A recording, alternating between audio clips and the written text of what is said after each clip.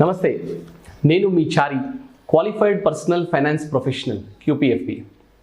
15 years నుండి stock బ్రోకింగ్లో ఉన్న మా క్లోజ్ ఫ్రెండ్ స్టాక్ బ్రోకింగ్ అంతా వదిలేసి కామ్గా వచ్చి మ్యూచువల్ ఫండ్స్ని చేసుకుంటున్నారు.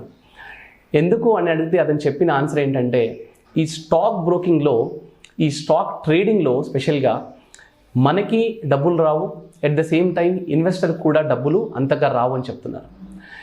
స్టాక్ ట్రేడింగ్, మీరు ఈ పాయింట్ని చాలా జాగ్రత్త వినగండి. నేను చెప్పేది స్టాక్ ట్రేడింగ్లో, స్టాక్ మార్కెట్లో లేదా లాంగ్ టర్మ్ స్టాక్ ఇన్వెస్టర్స్కి కాదు. Only this video is for stock trading. అంటే ఎవరైతే ఓవర్ నైట్లో డబ్బులు అవ్వాలి అని అనుకుంటే వాళ్ళ గురించి ఈ వీడియో చాలా జాగ్రత్తగా వినండి.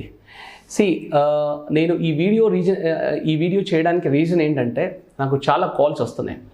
ఫర్ ఎగ్జాంపుల్, ఒక రీసెంట్గా వచ్చిన కాల్ ఏంటంటే, ఒక బట్టల షాప్లో వర్క్ చేసే ఒక వ్యక్తి, అంటే ఒక 35,000 శాలరీ వస్తున్న ఒక వ్యక్తి, 25,000-30,000 శాలరీ వస్తున్న వ్యక్తి, ఆయన ఒక 3-4 years నుంచి డబ్బులు కూడబెట్టుకొని ఒక 3-4 lakhs కూడబెట్టుకున్నాడు.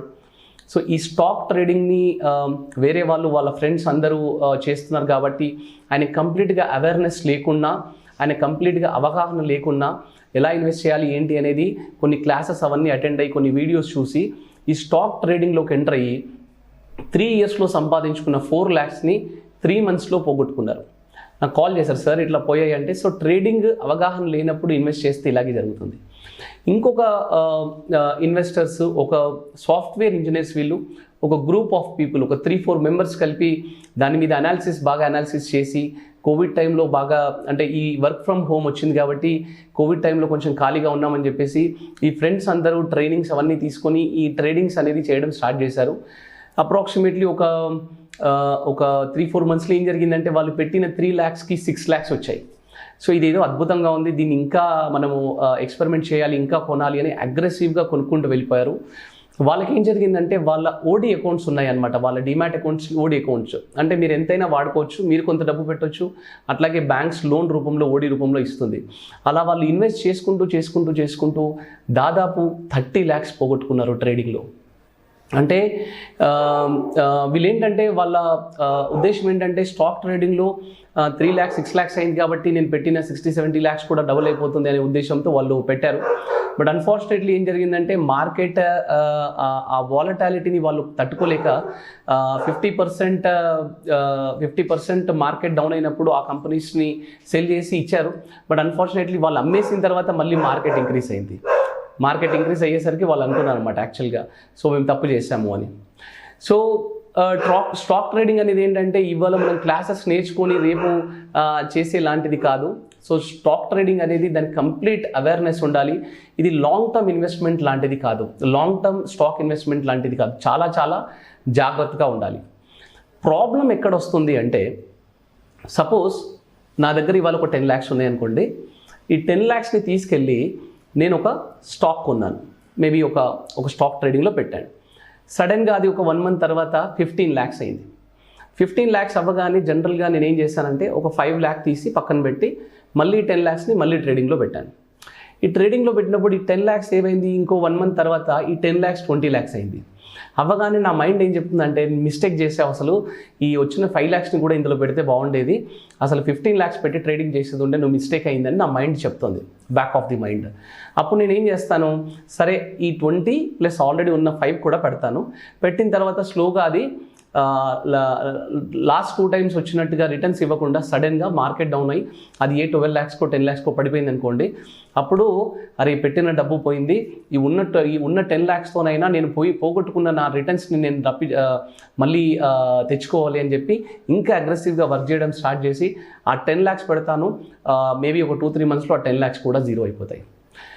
ప్రాక్టికల్గా ఏంటంటే, it's a mind game, it's a emotional game. Please be very careful. It's a emotional game. మన మైండ్ ఎక్కువ రిటర్న్స్ వచ్చినప్పుడల్లా గ్రీడీకి వెళ్ళిపోతుంది. ఆ గ్రీడీలో నుంచి మనం డబ్బులు పోగొట్టుకోవడం జరుగుతుంది. సో నేను ఇంతకుముందు చెప్పిన 2 examples, అటు అవగాహన లేని వ్యక్తి అయినా సరే, సాఫ్ట్వేర్ ఇంజనీర్ లాంటి అవగాహన ఉన్న వ్యక్తి అయినా సరే, డిమాట్ అకౌంట్స్ గురించి కొంచెం స్టాక్ని స్టడీ చేసే కెపాసిటీ ఉన్న వాళ్ళైనా సరే, డబ్బులు పోగొట్టుకోవడం అనేది ఈ స్టాక్ ట్రేడింగ్లో చాలా చాలా కామన్. ఓకే, సో చాలా జాగ్రత్తగా ఉండండి. ఇప్పుడు అంటే జనరల్గా ఈ వీడియోకి నాకు లైక్స్ రాకపోయినా, నాకు కామెంట్స్ రాకపోయినా, నాకు వ్యూస్ రాకపోయినా ఖచ్చితంగా చేద్దామని నేను డిసైడ్ అయ్యాను. ఎందుకంటే అట్లీస్ట్ కొంతమంది అయినా వీడియో చూసి స్టాక్ ట్రేడింగ్ అంటే ఏంటి, దాని గురించి కరెక్ట్గా అవేర్నెస్ చేసుకొని ఇన్వెస్ట్ చేయాలనేది నా ఉద్దేశం. ఇప్పుడు ఒకవేళ స్టాక్ ట్రేడింగ్ గురించి తెలుసుకోవాలి, దాంట్లో నాకు ఇంట్రెస్ట్ ఉంది, నేను దాన్ని కరెక్ట్గా స్టడీ చేసి ఇన్వెస్ట్ చేస్తాను, నేను ఫండమెంటల్ అనాలిసిస్ చేస్తాను, స్టాక్ ట్రేడింగ్లో నేను ఈ ఆప్షన్స్ ఇవన్నీ నేను వెతుక్కుంటాను చేస్తాను ఇన్వెస్టర్స్కి నేను చెప్పాలనుకుంది ఏంటంటే, ఫస్ట్ ఆఫ్ ఆల్ మీ దగ్గర 100 రూపీస్ ఉంటాయి. ఈ 2 సూత్రాలు చాలా ఇంపార్టెంట్ అండి, గుర్తుపెట్టుకోండి. మీ దగ్గర ఫస్ట్ సూత్రం ఏంటంటే, మీ దగ్గర 100 రూపీస్ ఉంటే ఈ 100 రూపీస్లో నుండి 5 రూపీస్తో మాత్రమే ట్రేడింగ్ చేయండి. This is very very important point. 5% of your total surplus. 100 rupees ఉంటే 5 రూపీస్ మాత్రమే స్టాక్లో ఇన్వెస్ట్ చేయండి, ఆ స్టాక్ ట్రేడింగ్లో ఇన్వెస్ట్ చేయండి. ఒకటి. రెండవది, ఆ వస్తున్న ప్రాఫిట్స్లోంచి సపోజ్ మీ దగ్గర 10 lakhs ఉంటే అందులోంచి 50,000 ఇన్వెస్ట్ చేశారు స్టాక్ ట్రేడింగ్లో, అందులో వస్తున్న రెగ్యులర్ ప్రాఫిట్స్లో నుండి 20% ఆఫ్ ద ప్రాఫిట్ పక్కకి జరిపేసేయండి. ఒకటి, 5 రూపీస్ మాత్రమే ఇన్వెస్ట్ చేయండి.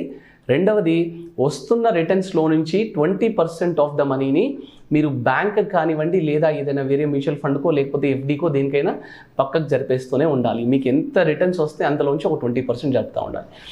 ఈ 2 సూత్రాలు ఖచ్చితంగా ఫాలో అవ్వండి. ఎందుకంటే స్టాక్ ట్రేడింగ్లో, ఎస్పెషల్లీ స్టాక్ ట్రేడింగ్లో 10% అద్భుతమైన రిటర్న్స్ వచ్చిన వాళ్ళు ఉన్నారు. 90% ఆఫ్ పీపుల్ చాలా డబ్బులు పోగొట్టుకున్న వాళ్ళు కూడా ఉన్నారు. ఓకే, సో ఇప్పుడు మీరు ఈ 10%లో లేకపోయినా పర్వాలేదు, కానీ ఆ 90%లో ఉండకండి. ఎస్పెషల్లీ హార్డ్ అండ్ మనీ అంటే చాలా డబ్బు మీకు చాలా చాలా అవసరం ఉన్న వాళ్ళు మాత్రం చాలా చాలా జాగ్రత్తగా ఉండండి. మీకు అంటే స్టాక్ ట్రేడింగ్ అనగానే వేరే వాళ్ళు రిటర్న్స్ వస్తున్నాయి అనగానే ఏదో తీసి ఇన్వెస్ట్ చేయగానే నాకు కూడా రిటర్న్స్ వస్తాయని అనుకోకండి. దానికి చాలా ఫండమెంటల్ స్టడీ, చాలా చాలా నాలెడ్జ్, ఇదంతా చాలా అవసరం అండి. జాగ్రత్తగా ఉండండి, ఎందుకంటే డబ్బులు ఊరికే రావు, ఇది అందరికి తెలిసిన విషయమే. కాబట్టి హార్డ్ అండ్ మనీ కాబట్టి జాగ్రత్తగా ఉండండి. స్టాక్ ట్రేడింగ్కి వెళ్ళే వాళ్ళు మాత్రం చాలా చాలా జాగ్రత్తగా ఉండండి. నమస్తే.